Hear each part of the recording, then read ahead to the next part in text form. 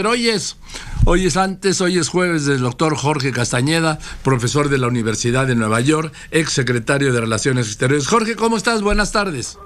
¿Qué tal, Joaquín? ¿Cómo te va? Qué gusto saludarte. Igualmente, me va todo dar, ¿y a ti? Pues mira, muy bien, porque hoy recuerdo, hace ya 39 años. Me acuerdo perfecto. El 19 de julio de 1979, la entrada del Frente Sandinista y de la Junta de Gobierno a Managua, cuando triunfó la Revolución Sandinista, en ese momento que parece ya tan lejano, Joaquín, pero que, bueno, pues los que nos tocó vivirlo o verlo de cerca, todos lo recordamos con mucha emoción, y hoy se está celebrando de una manera extraña ese momento pues tan emotivo, Joaquín, que tú también sé que recuerdas muy bien. Sí, me dejas recordar rápidamente. Tu papá era secretario de Relaciones Exteriores. El presidente López Portillo se había reunido en Cancún y en Cozumel con Fidel Castro, y al día siguiente llegó el presidente de Costa Rica, Rodrigo Carazo Odio. Y ahí tuvieron una conversación, estaba tu papá, estaba el presidente de Costa Rica, y ahí fue donde preguntó López Portillo y tu papá resolvió el desconocimiento y rompimiento de relaciones exteriores con la dictadura de Tacho Somoza hijo, y de ahí se desencadenó ya y el apoyo al movimiento sandinista, y fue el fin de la dictadura de Somoza y el triunfo de la revolución sandinista, que ve cómo lo están celebrando hoy, masacrando Masaya. Exactamente, incluso la Junta de Gobierno que llegó a Managua procedente de San José de Costa Rica, Joaquín, llegó en el avión, en el entonces TP-01, que era un 727, sí, que en efecto ni Obama no lo tiene, porque no. Ya es un monumento, ya no es un avión. Pero, sí, bueno, esos aviones, y recuerdo que en ese mismo avión los trajeron a México a la Junta de Gobierno, que los hospedaron en el Hotel Camino Real, y resulta que no tenían ni ropa. El Estado Mayor tuvo que salir a comprarle ropa. Exactamente, bueno, pues todo bien. Sí, pero a Jorge Castañeda, le digo, profesor de la Universidad de Nueva York y exsecretario de Relaciones Exteriores, estaba recordando la triste manera de recordar los 39 años de la entrada del movimiento sandinista, de la revolución sandinista a Managua. Jorge, se cortó la llamada ahí justo.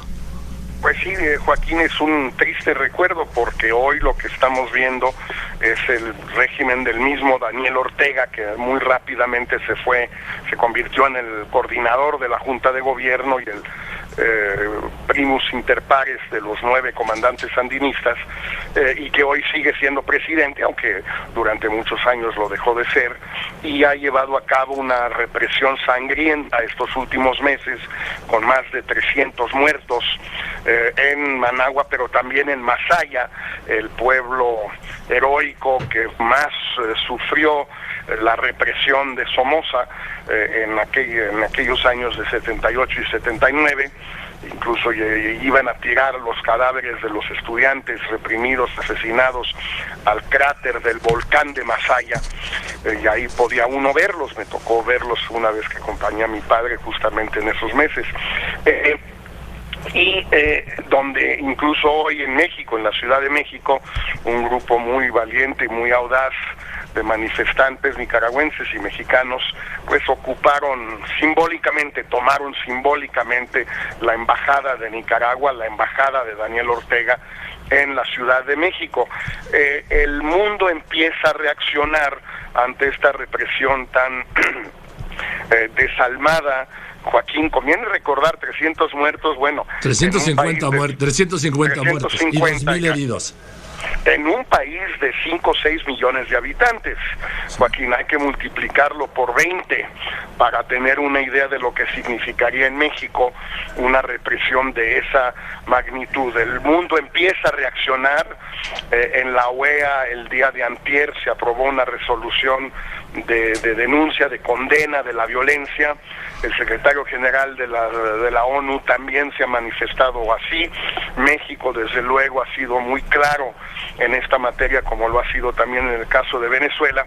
Lo único que sí puede uno pues lamentar es esta declaración final de los partidos reunidos en La Habana el lunes y martes, Joaquín, en el llamado Foro de Sao Paulo, sí, que al contrario respaldaron con plena solidaridad a Daniel Ortega y al Frente Sandinista en el poder, y condenaron a los grupos de ultraderecha golpistas, que según ellos son los que están generando la violencia, es decir, echándole la culpa a los estudiantes y a los reprimidos de la represión.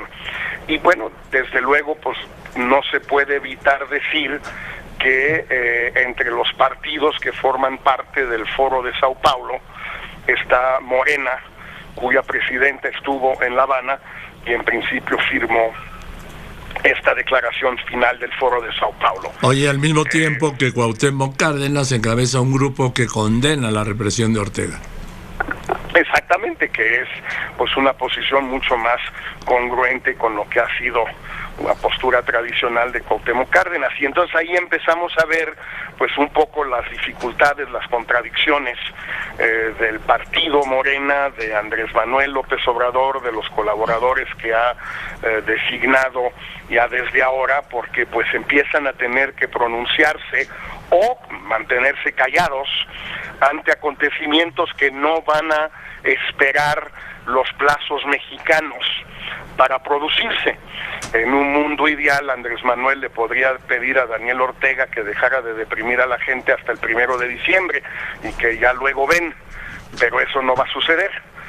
Daniel Ortega va a hacer lo que cree que tiene que hacer cuando lo quiera hacer, y las posiciones dentro de México y en América Latina y en la izquierda latinoamericana en su conjunto pues van a ser problemáticas para Andrés Manuel, para Morena, para todos los que digamos ganaron el 1 de julio, porque el mundo no se detiene solo porque hubo una elección en México y porque ganó Morena, y vamos a tener que ir viendo a ver qué tipo de posición adoptan frente a este tema de Nicaragua, que bueno que lo que recordábamos tú y yo, Joaquín, no es un tema tan lejano a México.